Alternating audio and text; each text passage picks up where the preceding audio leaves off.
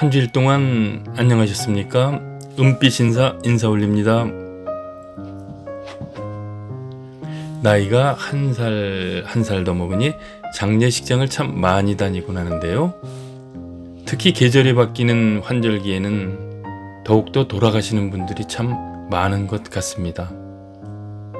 조문을 하고 돌아오는 길에 전 꼭 스스로에게 한 번씩 습관처럼 하는 질문이 있습니다. 나는 지금 언제 죽어도 좋을 만큼 선하고 가치 있는 삶을 살아가고 있는가? 지금 당장 죽는다면 과연 내 삶이 행복했다라고 말할 자신이 있는가? 그래요. 이번에는 이러한 질문에 나름 스스로의 해답을 찾을 수도 있으며 나름 우리 인생을 잔잔하고 행복하게 돌아볼 수 있는 아름다운 수필 한 편을 소개해 드리도록 하겠습니다. 이 수필은 비 오는 날엔 춤을 이란 책에 실려 있고요. 펴낸 곳은 도서출판 선, 지은이는 조유안 님입니다. 전체적으로 생활 속에서 잔잔하게 쓴 수필이라 편안하게 누구나 읽어볼 수 있는 책이라고 생각되는데요. 작가가 쓴 40개의 수필 중에 저는 이 책에서 가장 인상 깊었던 행복했던 기억을 찾아서란 수필 하나만 소개해 드리겠습니다.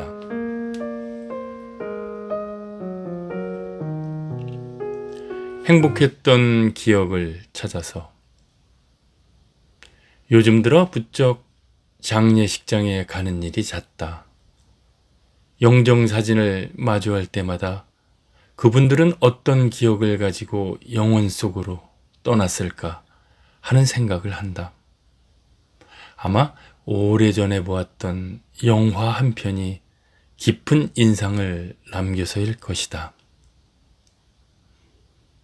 고레에다 히로카즈 감독의 원더풀 라이프는 죽은 이들의 기억을 그린 독특한 내용과 무채색 느낌의 화면이 무척 매력적인 영화였다.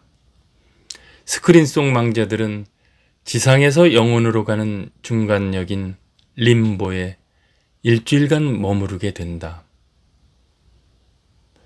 그들은 그 기간 안에 자신의 삶을 돌이켜보며 가장 행복했던 순간을 선택해야 한다.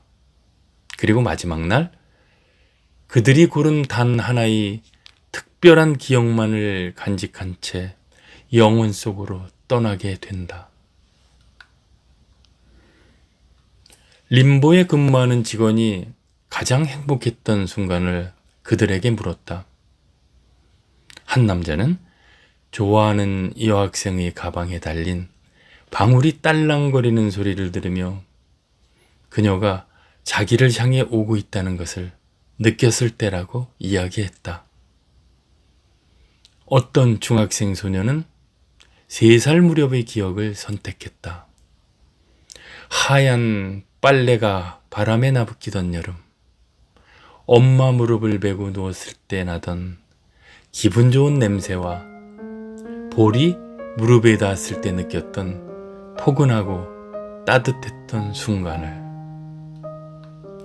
가장 인상적이었던 것은 낙엽 흩날리는 공원 벤치에 앉아 아내와 마주보며 웃음 짓던 장면을 선택한 70대 남자의 이야기였다. 그는 사는데 바빠서 결혼 40년 만에 처음으로 아내와 함께 영화를 보고 나오는 길이었다. 이제부터 매달 한 편씩 보자고 약속하며 아내를 향해 미소 짓던 남편. 그는 이렇게 말했다. 시간은 아주 많으니까. 하지만 더는 약속을 지킬 수 없었다. 다음 영화를 보기 전에 아내가 세상을 떠났으므로. 무지개 너머에 있는 파랑새를 쫓기보다 사랑하는 아내와 보내는 소소한 시간이 더욱 값지다는 것을 그제야 깨달았는데 말이다. 20명이 넘는 영화 속 인물들은 다양한 기억을 간직한 채 영원 속으로 떠나갔지만 그들이 선택한 순간은 하나같이 소박했다. 영화관을 나서니 어느새 가로등이 켜져 있었고 불빛에 창백해진 은행잎은 바람 부는 대로 휘날리며 거리를 헤매고 있었다. 버스 정류장을 향해 걸으며 생각했다. 가장 행복한 기억만 가지고 떠나야 한다면 어렵게 견디며 살아온 힘들고 괴로운 시간의 가치는 과연 어디에 있을까? 슬프고 아팠던 수많은 기억은 어디로 사라지는 것일까? 잔잔한 영화 한 편이 머릿속을 술렁이게 했다. 망자들이 택했던 순간을 하나하나 떠올려 보았다. 그들이 느꼈을 행복이 잔물결처럼 밀려와 마음이 따뜻해졌다. 내 기억 중에서 영원 속으로 가져가고 싶은 단 하나의 순간은 과연 어떤 것일까? 어린 시절 아버지와 함께 갔던 동네 빵집에서 버터에 구워 설탕을 솔솔 뿌린 노릇 바삭한 토스트를 한 입 베어 물던 순간, 앞으로 달려가면 그만큼 산이 멀어지고 뒷걸음질 치면 그만큼 가까이 오는 것이 신기해서 소꿉친구 은희와 온종일 뛰어갔다 뒷걸음질 쳤다 하며 놀던 어느 가을날, 서너 달 된 내 아기 꼬물거리는 발을 만질 때 실크보다 더 보드랍게 느껴지던 발바닥의 감촉. 여러 장면이 머릿속을 스쳐갔지만 영원히 가져가고 싶은 순간은 좀처럼 손에 잡히지 않았다. 빠르게 지나가던 장면 속에서 마침내 한순간이 나를 사로잡았다.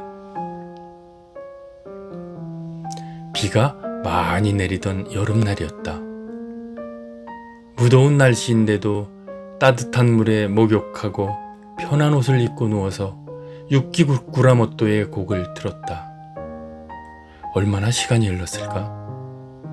마치 내가 뭉게구름에 감싸여 있는 듯 포근한 느낌이 밀려오기 시작했다. 시간은 정지된 것 같았고 지금이 밤인지 낮인지 내가 있는 곳이 어딘지 모호해지는 가운데 음악만이 온 우주에 가득 차 있었다. 행복했다. 황홀한 꿈속처럼 감미로웠다. 한없이 자유롭고 어떤 근심 걱정도 완벽하게 배제된 평화로운 기분이었다. 그런 충만한 느낌이 얼마나 지속되었는지 모른다. 아주 짧은 시간이 아니었을까. 만약 죽은 후의 느낌이 이런 것이라면 죽음도 그리 나쁜 것은 아니라는 생각을 했다. 나는 그 순간을 선택하기로 했다. 그러나 한편으로는 허무하기도 했다. 노력의 결실로 어렵게 성취한 때도 많은데 마지막에 고른 것이 편히 누워 음악을 듣던 순간이라니. 하지만 다시 되돌려 보아도 욕망이나 경쟁심을 바탕으로 무언가 성취한 것 중에는 마지막에 가져갈 단 하나의 순간은 아무것도 없었다. 갑자기 머리로는 다 알고 있다고 생각했던 것이 가슴 깊은 곳으로 쑥 들어왔다. 그 여름날의 행복했던 순간을 다시 느끼고 싶어서 비가 많이 내리는 날이면 종종 더운 물에 목욕하고 편한 옷으로 갈아입고 그날 들었던 곡을 다시 들어본다. 하지만 안타깝게도 그날과 같은 느낌은 한 번도 찾아오지 않았다. 첫사랑이 두 번 다시 찾아오지 않는 것처럼.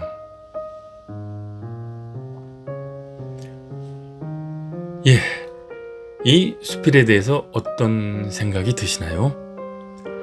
아무리 돈이 많은 사람도 죽을 때 가장 먹고 싶은 것은 값비싸고 고급진 음식이 아니라 그냥 길거리에서 먹을 수 있는 값싸고 흔한 오뎅 국물이나 떡볶이, 그러한 것들이라 하지요. 아마 우리 행복도 결국 그렇지 않을까요?